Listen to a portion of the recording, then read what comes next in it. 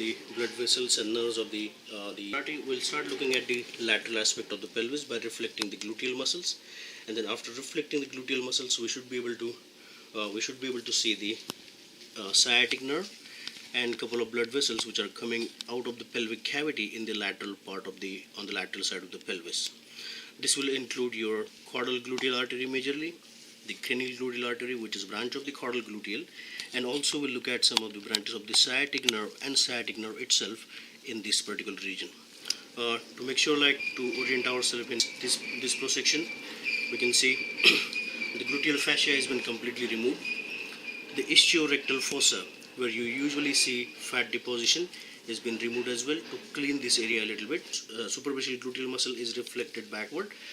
The sacrotuberous ligament is completely removed, and the middle gluteal as well as piriformis has been reflected outside as well. Now down here we see the deep gluteal muscle as well as part of the bone or wing of the ilium. On this side now we can see the blood vessel or the large blood vessel that is appearing here. That is the caudal gluteal artery. The caudal gluteal artery then further continue to supply the hamstring muscles, so it will continue further down as it continues backward. It also gives off the dorsal perineal branches. Inside the pelvic cavity, it will give off the iliolumbar artery. At this time, we can also see the cranial gluteal or cranial gluteal artery, which is branch of the caudal gluteal. This is the cranial gluteal artery. Now some of the nerves that are visible in this area, and with reference to some of the muscles that we can see, that is the coccygeus muscle, the one which is pointed out here, and right below that, the one which is slightly moving more caudally, that is the levator ani muscle. Coccygeus, levator ani. On this side we can, as we reflect the biceps femoris, and we can see further continuation of the sciatic nerve right here. The sciatic nerve can be traced backward. As it comes backward here, it can be seen again along with the caudal gluteal artery, caudal gluteal vein. The sciatic nerve along with the cranial gluteal artery will also give off cranial gluteal nerve, and the branches which are coming off the ischiatic nerve or sciatic nerve moving backward, those are the caudal gluteal nerve and the cranial gluteal nerve. Cranial gluteal nerve would soon further divide into several branches to supply most of the gluteal muscles. The caudal gluteal would continue backward in the region of perineum as well as some of the muscles, including your superficial gluteal muscle. So these would be innervated by the caudal gluteal nerve. So what we see in this region after cleaning of the ischiorectal fossa and reflecting the gluteal muscles, we see the ischiatic nerve, caudal gluteal artery, as well as the caudal gluteal vein, which is not injected in this preparation, but we can see some of the coagulated blood within the vein. Along with that, we see the cranial gluteal nerve along with the cranial gluteal artery, as well as the caudal gluteal nerve, which is coming off the ischiatic, continuing backward. The smaller twigs that we see here, those are all branches of the cranial gluteal supplying different gluteal muscles, including the deep gluteal. One of the division which also continues further to the tensor fasciae lata, which can be seen clearly coming off the cranial gluteal nerve. Okay, those are the structures that can be seen on the lateral side of the pelvis. When you look at the blood supply to the hind limb, it is majorly derived from the femoral artery, and the main venous drainage from the hind limb is the femoral vein. But apart from that, some of the muscles like your hamstring muscles are also supplied by the further continuation of the caudal gluteal artery. So we can see the caudal gluteal further coming down, enters into the biceps femoris, and also gives off several branches as it comes off, or the branches they are given for the other hamstring muscles like your semitendinosus. We can see further continuation of the sciatic nerve as well.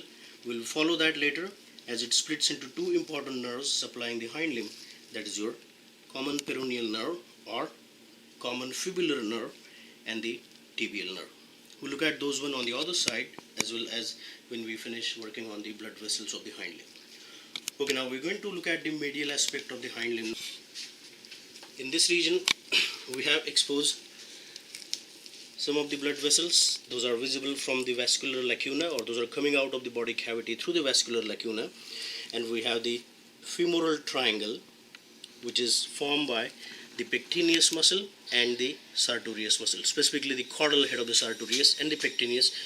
Remember, in this dissection, pectineus has been cut off from its origin, as well as the gracilis has been cut off, and part of the adductor also has been transected to expose some of the deeper blood vessels.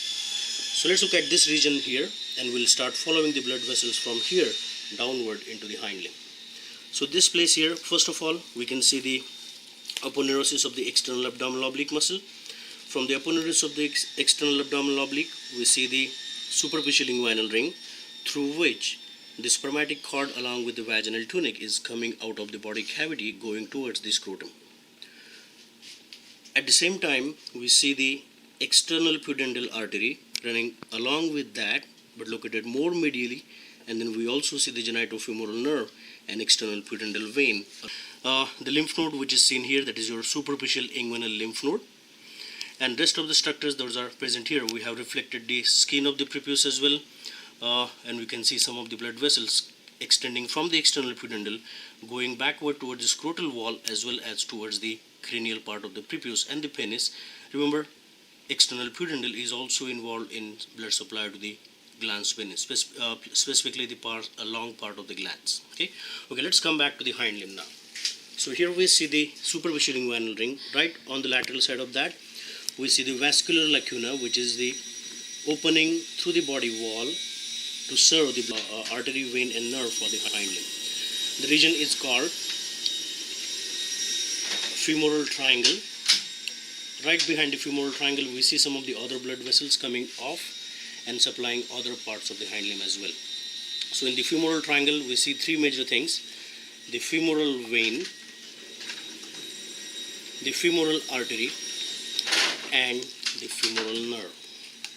Basically, the one which continues further along with the femoral artery and vein, which is smaller, that is saphenous nerve, which is further continuation of the femoral. But this nerve is more cutaneous in nature, taking care of the medial aspect of the thigh as well as medial aspect of the cruise of the hind limb and continuing further down. The femoral nerve, mainly responsible for all the quadriceps muscle, it divides into several branches as soon as it comes off. So at the beginning it is very thick, and then it soon divides into several branches, and then those branches end into the quadriceps femoris muscle. Some of the branches are also derived towards the sartorius, as we see one of the branches or one of the thin nerve coming towards the sartorius as well. These are the other branches of the femoral artery as they serve the muscles in this region. The femoral artery then continues further down. As we follow the femoral artery, we are also going to follow the veins of the hind limb. Okay, in order to understand the origin of the femoral artery is derived from the external iliac. The two major branches of the external iliac are femoral and deep femoral. Deep femoral artery, then it is more involved in blood supply to the abdominal wall, as well as giving up branches like pudendo-epigastric trunk and caudal-epigastric external pudendal. Those would be derived from the deep femoral. But then deep femoral also gives off one more branch, which is your medial circumflex femoral. The medial circumflex femoral continues further underneath the gracilis and the pectineus muscle, and it can be seen moving further backward along with the obturator nerve. Another nerve which is responsible for nerve supply to the hind limb, which passes through the obturator foramen, and we can also then see the obturator artery coming off through the obturator foramen as well. Okay, so these are the minor blood vessels coming to the hind limb as well. This is your medial circumflex femoral, and that is the femoral artery. Along with that, you can see the medial circumflex femoral vein. Along with the femoral artery, we can see the femoral vein.